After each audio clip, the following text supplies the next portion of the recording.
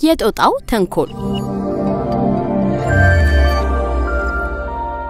ሚሎ በትልቁ ጫካ ውስጥ የሚታወቅ ጦጣ ነው። ተጫዋችና ተንኮለኛ ብቻ ስለሆነ ሳይሆን ሁሉንም እንስሳት ማስመሰል በመቻሉ ነበር። በዚህ ስራው ካንድ እንስሳት በስተቀር ሁሉንም ማስከፍቶ ነበር። ምንም ሊያደርጉት ግን አልቻሉም።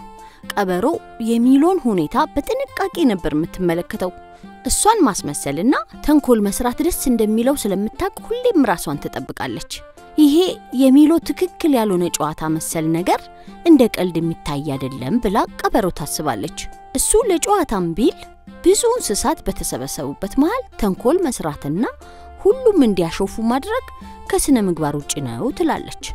እሷንም አንድ ሁለት ቀን ተንኮል ሰርቶባት እሷን ያስመሰለ በጫካው የሚኖሩ እንስሳት ሁሉ አሹፈውባትና ስቀውባት ነበር። ይህ ተግባሩን ላስቆመው ይገባል፣ እኛም ብቻ ሳይሆን ራሱም ትልቅ ችግር ውስጥ ይገባል አለች። አንድ ቀን ጠዋት በጣም ጣፋጭ ምግብ አዘጋጅታ እየበላች ነበር።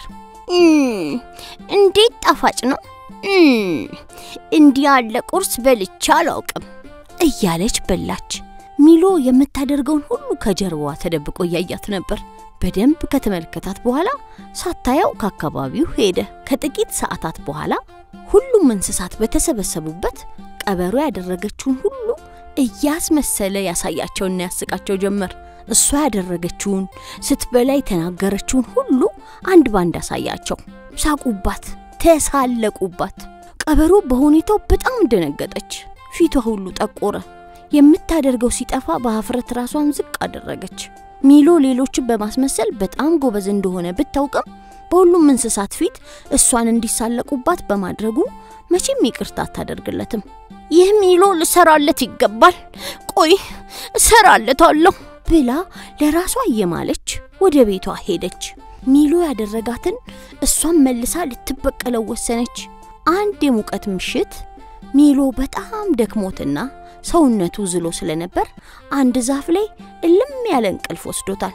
ይህን ያየችው ቀበሮ አሁን ጊዜው ነው አለችና ከዛፍ ላይ እሾህ ያሉት አርጩሜ ቀጠፈችና ሚሎ በተኛበት ግርፍ አረገችው። ንዴቷን ሁሉ ተወጣችበት። ከእንቅልፉ ባኖ ሲነሳ በጣም አሞት ነበር። ፊቱና ሰውነቱን ባሂል እያመመው ነበር። እንባውን እያወረደ ማልቀስ ጀመረ። ይህን ሁኔታ ከመጀመሪያ ጀምሮ የሚከታተሉት ድብና ዳክዬ ወደ ሚሎ መጡ። ምን ሆነ ነው ብለው ጠየቁት።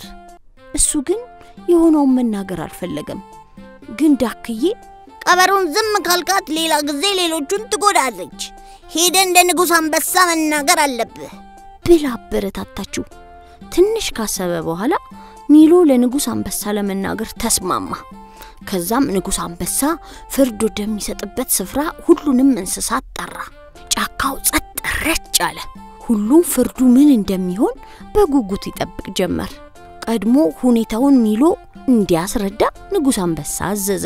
እሱም ፊቱንና ሰውነቱን እያሳየ ቀበሮ ያደረገችውን ተናገረ። ድብና ዳክዬንም ለምስክርነት አቀረበ። እነሱም እጃቸውን ቀበሮ ላይ አድርገው አይተናል እንመሰክራለን አሉ። ሁሉም እንስሳት በሁኔታው ደነገጠ። ቀበሮን ያዩ ራሳቸውን ነቀነቁ። ሁሉም ጥፋተኛ እንደሆነች አመኑ። ቀበሮ መጀመሪያ ላይ ለመካድ ብትሞክርም ኋላ ላይ እውነቱን ተናገረች። ጥፋተኝነቷን አመነች። ንጉስ አንበሳም ቀጣት። ለአንድ ወር ከማንም እንስሳት ጋር እንዳትገናኝ እንዲሁም ወሩን ሙሉ በመናከብረው ክብረ በዓል ላይ እንዳትሳተፍ ብሎ ትዕዛዝ አስተላለፈ። ቀበሮ በጣም ደነገጠች። ክብረ በዓል በጣም ደስ ይላታል። አመቱ ሙሉ በጉጉት የጠበቀችው ስለነበረ በንጉስ አንበሳ ውሳኔ ያዘነች። ንጉስ አንበሳ ይቅር እንዲላት ውሳኔውን እንዲሽር ጠየቀችው። እሱ ግን ውሳኔውን መቀየር እንደማይችል ነገራት። ሌሎች እንስሳትም ፊታቸውን አዞሩባት። ድንገት ግን አንድ ነገር ሆነ። የቀበሮን ሁኔታ በደንብ ሲከታተል የነበረው ሚሎ አዘነላት። ያዘነ ፊቷን ሲመለከት ልቡ ራራ። ሁሉም ነገር የእርሱ ጥፋት እንደሆነ ገባው። እንስሳት ፊት ባዋርዳት ኖሮ እያስመሰለ እንዲያሾፉባት ባያደርግ ኖሮ ውስጧ በንዴትና በበቀል እንዲሞላ ባያደርግ ኖሮ እሷ ይህንን እንደማታደርግ ገባው። ሳያስበው ግን ሐዘኗን መከፋቷን ንጉስ አንበሳ ፊት አስመሰለ። ሁሉም ባሂል መሳቅ ጀመረ። ንጉስ አንበሳ እንኳን በሚሉ አስመሳይነት ከልቡ ሳቀ። ቀበሮ ግን አልሳቀችም፣ ፈገግም አላለች። ተስፋ በመቁረጥና በማፈር ራሷን ዝቅ አደረገች። ሲሾፍባት ሲሳቅባት በጣም አዘነች። ሚሎ ቀስ ብሎ ወደ ንጉስ አንበሳ ጠጋ አለና የተከበሩ ንጉስ ሆይ እባክዎ ውሳኔውን ይቀይሩ። ቀበሮ በኔ ምክንያት ነው ልትበቀለኝ የተነሳችው። እኔ ባልደርስባት ኖሮ እሷም አትደርስብኝም። ይቅር ይበሏት እባክዎ ብሎ ተማጸነ። ንጉስ አንበሳ ሁኔታውን በድጋሚ ከመረመረ በኋላ ጥሩ ነው ቀበሮ፣ ይቅርታ ተደርጎልሻል። በቀል ለማንም መልስ እንደማይሆን ትምህርት ያገኘሽ ይመስለኛል አላት። ቀበሮ በደስታ አይኗ በእንባ ተሞላ። ሚሎን እያየችው ሚሎ ይቅርታ አድርግልኝ አለችው። ሚሎም እኔም ከዛሬ በኋላ ተንኮል አልሰራም፣ በማንም ላይ አላሾፍም፣ አንቺም ሁላችሁም ይቅር በሉኝ ብሎ ቀበሮንና ሌሎቹን እንስሳት ይቅርታ ጠየቀ። ከዛ ቀን በኋላ ሚሎና ቀበሮ ጓደኛሞች ሆኑ። ሚሎ ሌሎቹን ማስመሰሉን ቀጥሏል። አሁን ላይ ግን የሌሎችን ስሜት በሚጎዳ ሳይሆን በሚያዝናና መልኩ ሲያቀርብ ተወዳጅነትን አተረፈ።